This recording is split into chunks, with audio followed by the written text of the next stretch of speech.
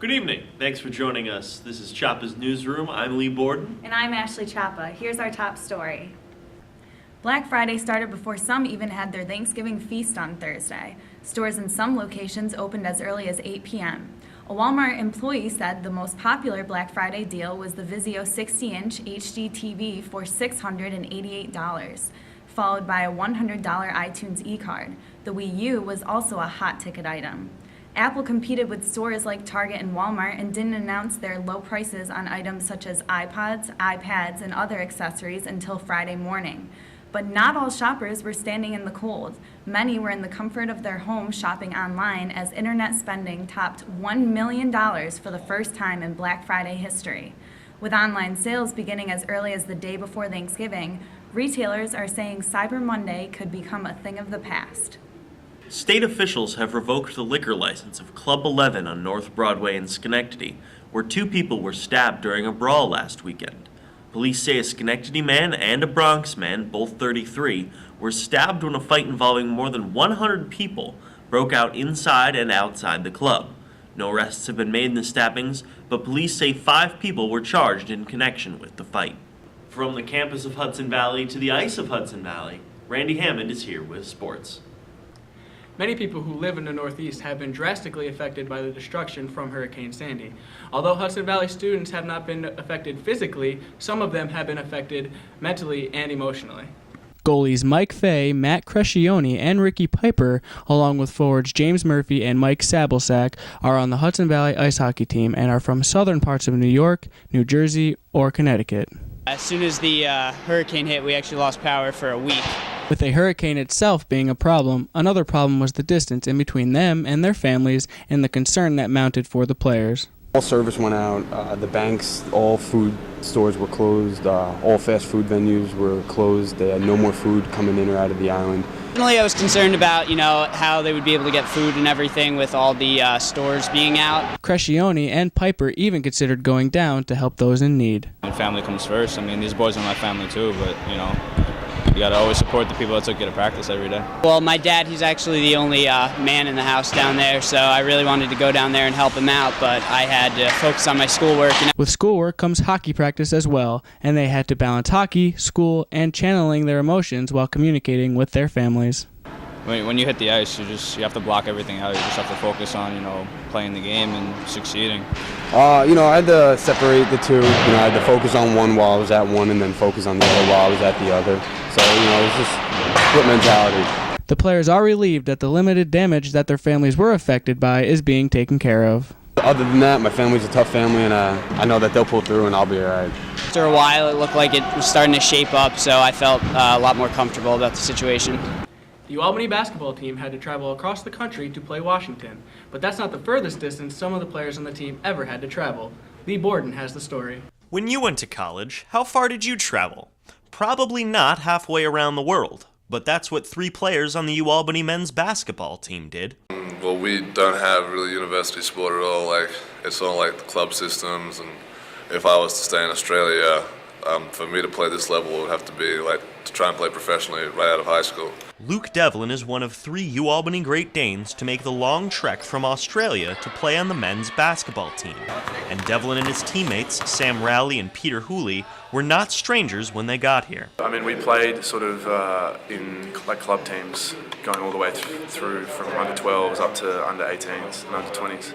So we know each other quite well. Played against him the year before, twice in a state versus state game. When you know somebody from another country, they're one of your friends either way. So New York gets a lot colder than Australia, but despite the temperature difference, these 3 Aussies have managed to keep their cool. The winters here, this is just nothing like that back home. My family, we go skiing quite a lot, so I think I've been living in the cold, but it's different when it's day to day. And it's not just the frigid weather that keeps them thinking of home. Personally, I miss my mom's cooking more than anything. But even when they get homesick, there is always a reminder of home standing next to them on the basketball court. Knowing that I have Sam and Luke, when you get a bit homesick, it's like they're your family because they know how you're going through the same thing. And it's a growing trend. It was sort of the next step in terms of development for basketball.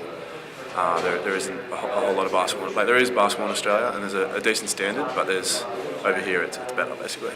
These Aussies will continue to grind it out here in America, hoping to lead the Great Danes to an America East title. Now over to the crosstown rival, the Siena Saints won't be marching into the Times Union Center if they don't step it up. Our own Mike Davis has the story.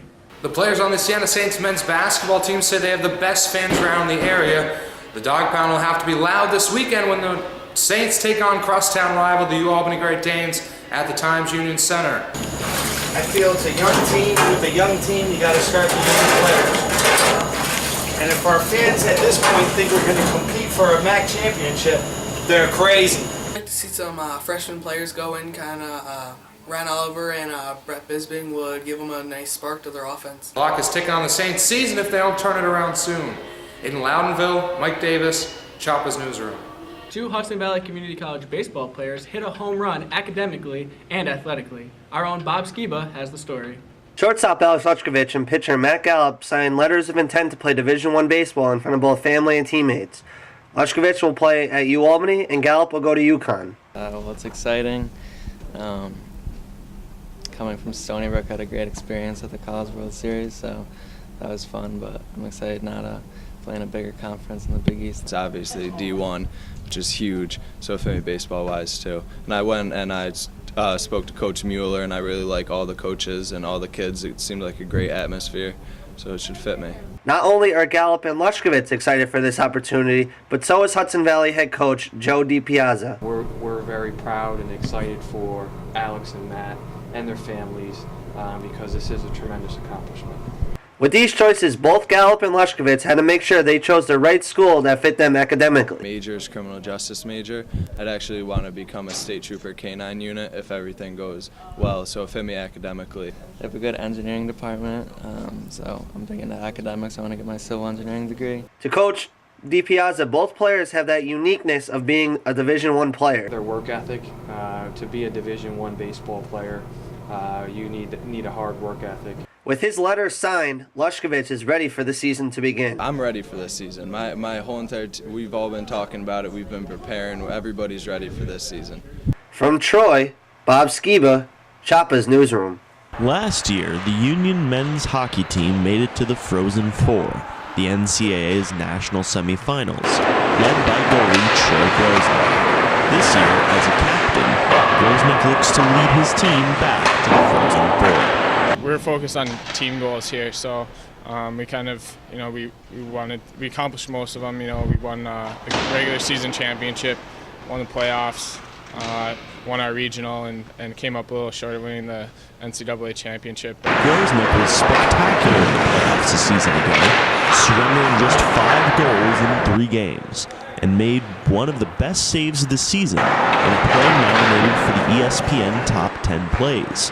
Although his remarkable play on the ice is great, his teammates say that it's his performance off the ice that sets him apart. He's a great teammate. He's a role model on and off the ice. He's one of our hardest workers.